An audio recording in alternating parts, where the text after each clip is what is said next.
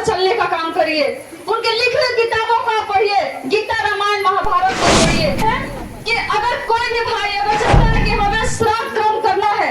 तो उसके जगह पर आज उस समुदाय में जाकर के देखिए कि जिसके बच्चों के शरीर पर अच्छे कपड़े नहीं है, इलाज का भाव में लोग जान गंवा रहे हैं, उनको खाने के लिए खाना नहीं है, ऐसी बहुत सारी महिलाएं हैं जिनका पति नहीं रख रहे हैं, उन महिलाओं को सहयोग करिए ना, उनको इलाज करवाइए, क्योंकि एक व्यक्ति को अगर जीवन दान देना है तो वही पैसा जो आप श्राद्ध कर्म में लगा रहे हैं वो पैसा उनको जीवन बचाने में लगाइए। तमाम जो किताबें हैं, पुस्तकें हैं, हमसे जितना बन सकता है मैं देने के लिए तैयार हूँ। इसके साथ ही में अगर यहाँ पर ट्रेनिंग सेंटर को चलाने का भी बात हो तो हम ट्रेनिंग सेंटर की भी व्यवस्था कर सकते हैं, उसमें आप सभी के लिए सहयोग चाहिए, क्योंकि जब इंसान मर जाता है तो दूसरों के घर से जो खाना बना करके लोग खाते हैं तो बोलते हैं कि उसमें छूत नहीं है, लेकिन जब अपने घर में बनता है तो लोग कहते हैं कि छूत है। इस परंपराओं को तोड़ना चाहिए। तो श्रद्धांजलि शोक सभा हम कर रहे हैं, ये काम हमें बहुत पहले ही स्टार्ट कर देना चाहिए था। आप लोग जैसा जानते हैं कि एक व्यक्ति को मर जाने के बाद खिलाने के लिए लाखों रुपए खर्च होती है और उस एक दिन के खाना खिलाने के लिए परिवारों को लोगों से कर्ज लेना पड़ता है, गाली सुननी पड़ती है, तब जाकर वो जाकर के कहीं लोगों को खाना खिला पाता है। ऐसे चीजों को हमें रोकना चाहिए, क्योंकि जब व्यक्ति दुखित होता है तो हमें उस व्यक्ति को सपोर्ट करना चाहिए, उसे मदद करना चाहिए कि ताकि उस पे जो संकट आई है उस संकट से बाहर निकल जाए। तमाम जो किताबें हैं, पुस्तकें हैं, हमसे जितना बन सकता है मैं देने के लिए तैयार हूँ। इसके साथ ही में अगर यहाँ पर ट्रेनिंग सेंटर को चलाने का भी बात हो तो हम ट्रेनिंग सेंटर की भी व्यवस्था कर सकते हैं, उसमें आप सभी के लिए सहयोग चाहिए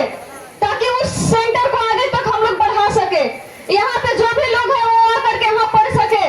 यहाँ पर जो भी लोग कार्यक्रम में आए ये सभी लोग तो ये बात को जिम्मेदारी लेनी चाहिए कि हम दूर दूर तक लोगों को बताएं कि यहाँ पर आज श्रद्धांजलि शोक सभा में एक लाइब्रेरी का निर्माण हुआ, उस लाइब्रेरी में तमाम महापुरुष से जुड़ा हुआ पुस्तक रखी गई है। हमें महापुरुषों के बारे में जानना चाहिए, हमारे संविधान के बारे में जानना चाहिए, क्योंकि इस देश में एक संविधान ही मात्र ऐसा चीज है जिसे हम पूरे देश को अंदर अपना राज्य कर सकते हैं, अपने सिस्टम को सुधार सकते हैं, अपने व्यवस्था को सही कर सकते हैं, अपने हक अधिकार के बारे में जान सकते हैं, क्योंकि उसमें इतनी ज्यादा पावर है लेकिन उस पावर को कोई यूज नहीं करना चाहता है। इसके बाद आज जो श्रद्धांजलि शोक सभा के कार्यक्रम रखा गया, जो समाज में चेंजिंग किया गया, क्योंकि जब इंसान मर जाता है तो दूसरों के घर से जो खाना बना करके लोग खाते हैं तो बोलते हैं कि उसमें छूत नहीं है, लेकिन जब अपने घर में बनता है तो लोग कहते हैं कि छूत है। इस परंपराओं को तोड़ना चाहिए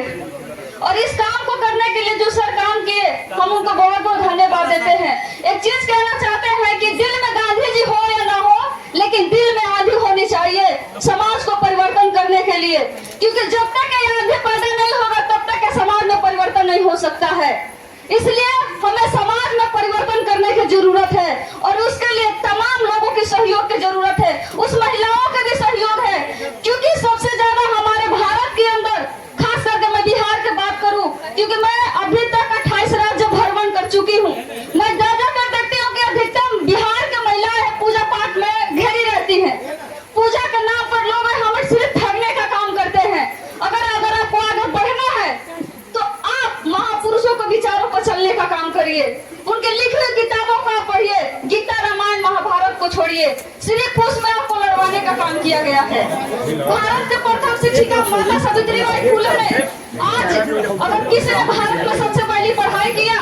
तो वो भारत की सावित्रीबाई फुले है, क्योंकि अगर वो पढ़ी लिखी नहीं थी लेकिन उनको पढ़ाने का काम ज्योतिराव फुले ने किया और आज उन्होंने पढ़ करके पूरे भारत में संविधान रच दिया। तो कहते हैं कि जो संविधान जा नहीं सकता है वो संविधान बना नहीं सकता है, इसलिए हम कहते हैं कि आप अपने संविधान को जानिए, आप अपने इतिहास को जानिए, आप अपने इतिहास खुद लिखिए, आप अपने दूसरों पर कभी डिपेंड मत होइए कि हमें इस समाज में हम जो हमारे बेटा कर सकते हैं, हमारे पति कर सकते हैं, आप अपने पैर पर खुद खड़ा होइए। इसके साथ हम एक चीज कहना चाहते हैं कि अगर कोई भी भाई अगर चाहता है कि हमें श्राद्ध कर्म करना है